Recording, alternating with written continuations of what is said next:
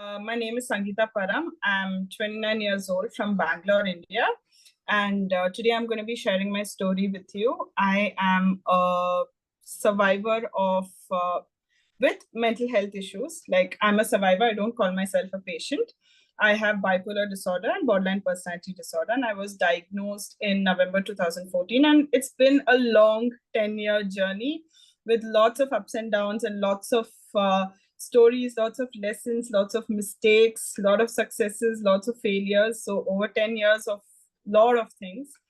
And I'm also an author, and I've published 2 books called Key to Acceptance and Echoes in My Attic. And I also give talks. I'm a motivation speaker. I do mental health advocacy, sharing my story. I've given 3 TED Talks, and I have represented India in 6 international conversations. And I guess that's about it for now. I'm hoping that this would increase more eventually as time goes by, keeping my fingers crossed. Of course. Wow. That's so much to sort of just absorb. I think you've had quite a journey, and thank you for being so honest with us about it as well.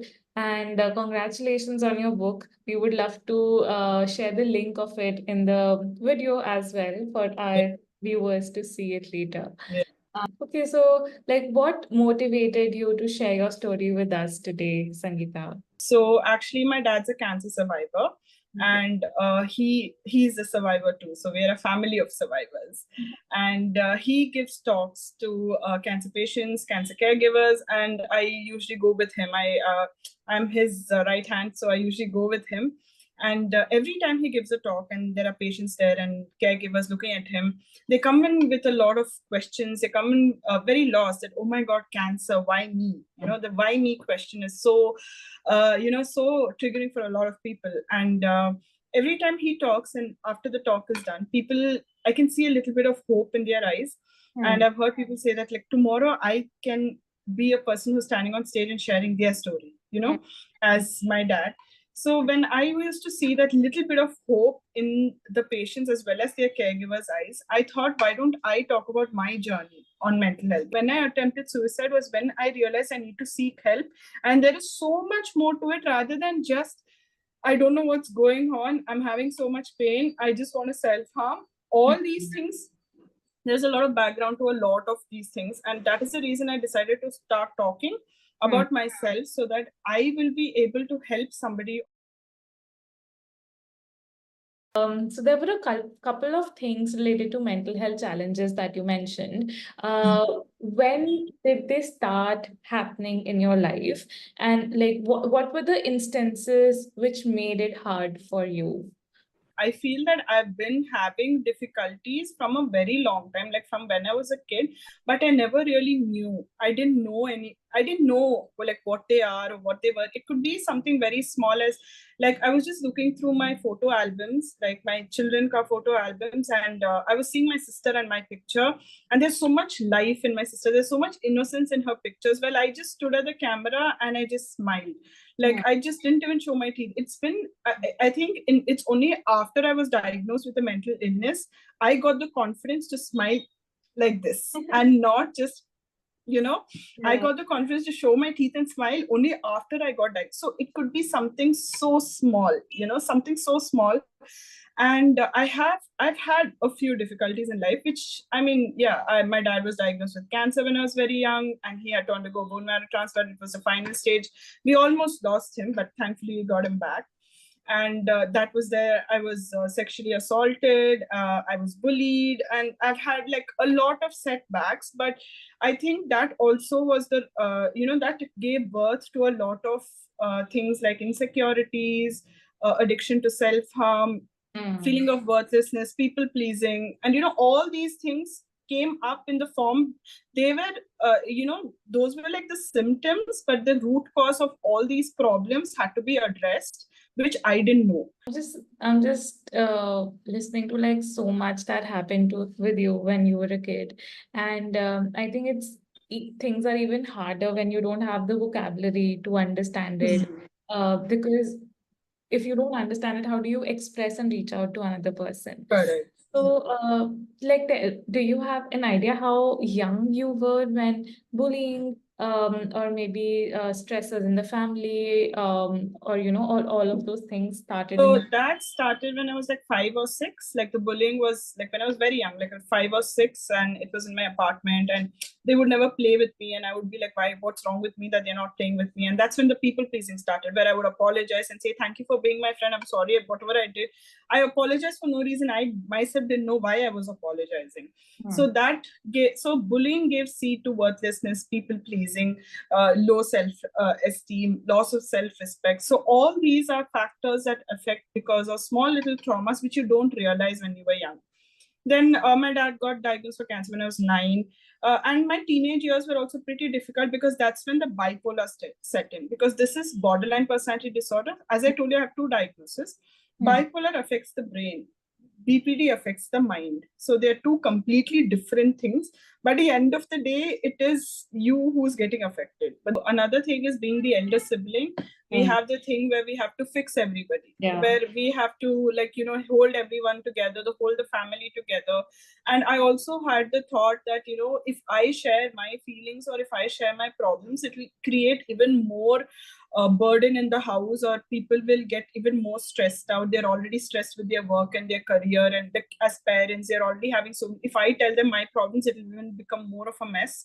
So I always made sure that I would keep everything to myself, which didn't help, because eventually we all have a saturation point. And by the time I didn't realize that I was reaching my saturation point sooner than I expected it, because it goes out of control after a while. You don't have control over it. And it's like, so after so when I sought for help, like on the day I wanted to attempt, like I attempted, I called my father and I told him. That's when the whole, it was like a dam that just burst. There was like so many emotions coming out, so many, like I was confessing, like I'm self-harming on a daily basis. I'm addicted to self-harm. I'm in so much pain and I don't know why. When I told them that, they froze, because I expected that, because I mean, what would parents react like, that their child wants to kill themselves. So how would a parent? They froze. They didn't know what to say, but they held themselves together. They didn't break down, which is what I expected them to, that they will also collapse like me, which is what I waited for. I was thinking the same thing, but that they did freeze, but they didn't break down. They held me. They just came, they just sat with me and they just said, "It's okay, you're not alone. We'll seek help. We'll, talk to more people." So they did their research. They spoke to people about it. And that's how, because of my dad's friend whose sister had a similar issue, introduced us to a psychiatrist and a psychologist who diagnosed me for bipolar and borderline personality disorder. And when I got diagnosed, that day was the biggest relief I had after so many years. On the day I got diagnosed, many people fear, "Oh my God, you got a diagnosis. Shouldn't you be scared?" I'm like, finally, I know what's going on. I know what is wrong with me. I know that there's so much more. There are people doing research on mental health. There are words that describe how I feel. It's like I found a dictionary and I understood what these words meant. I think I will pick from where we started when you spoke about reaching out to your parents first Yeah. and going to the doctor. So how old were you when you reached out to your parents? So I was 20 at that time. 20. And Yeah. you also mentioned that your mental health challenges started at the age of 5. Yeah. 6. Okay. So from your experience from a 5-year-old Sangeetha to 20-year-old Sangeetha, the challenges that you mentioned was that there was bullying, there was people pleasing, there were probably symptoms of certain disorders that you did not understand and know of, Yeah. felt quite when all of this was happening. And this was the same time when you also had thoughts of suicide, and Yes. there was active self-harm involved. Yeah. Yeah. Okay. Not like I'm a survivor all the time. Mhm. I also do need help at times, and it was difficult. I did have almost like 5-6 sessions of shock therapy to bring myself back. And yeah, today I'm okay. I'm holding on. I'm making sure that when there is a slip, I don't just fall off. I just try to hold on for a bit, and I try to do the other coping mechanisms. I ask for help, but when it goes out of control, I do not hesitate to tell that I'm going out of control, nor do I feel guilty that I'm repeating the same pattern.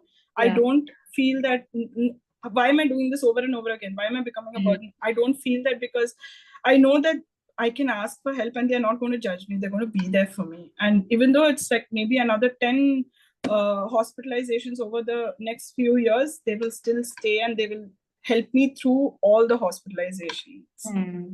Yeah.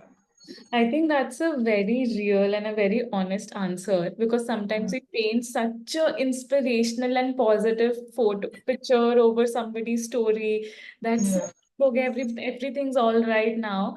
But I understand, like it is a process, and it's a process where you can take like two steps back, one Correct. forward, and that happens. But I love what you just said, that I don't feel guilty asking for help, and I don't feel like a burden. I know that people who love me will still be there, and even when things are going overboard, I still reach out.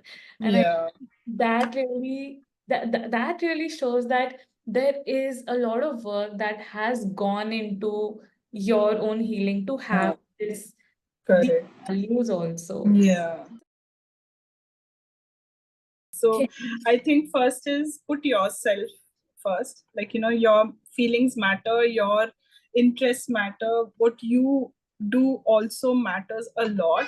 And everybody is judgmental. We also judge people. All of us judge people. Oh my God, what is she wearing? Or oh my God, what is he doing? Like, all of us, even when we go on the road, like we judge, like, how is he driving the car? Like that. But one person you should never be judgmental towards is yourself. When you look at yourself in the mirror, do not, I know it's hard. I mean, I find it hard. Like when I look at myself in this camera itself, I feel my cheeks are very fat. And that's the only thing I'm focusing on. Like I'm looking at myself, I'm like, my cheeks are so fat, I've put on so much weight. But then I am also seeing that I'm wearing new specs because my eye power reduced a bit, and now I had to change specs for it. So it's a huge success that my power has reduced. So that is what I'm trying to focus on. So yeah, it gets difficult, but I think you should also appreciate the small little things that you do, which none of us appreciate. We all wait, like, oh, I'm a TED Talk, spotlight is on me, I did a TED Talk, so it's a huge success. But I don't think that is a success. I think success is that even though I was feeling so low last week, on Monday I took leave because I did not want to go to work. But on Tuesday, I'm like, okay, let me just go half day, but I made it through the day. So I'm like, yes, I made it through the day. And that is a success for me. Not getting TED Talks, not having books written. Those are successes to a different, but survival successes what matters the most. So I think you all should make sure that you give importance to small successes and keep the child in you alive.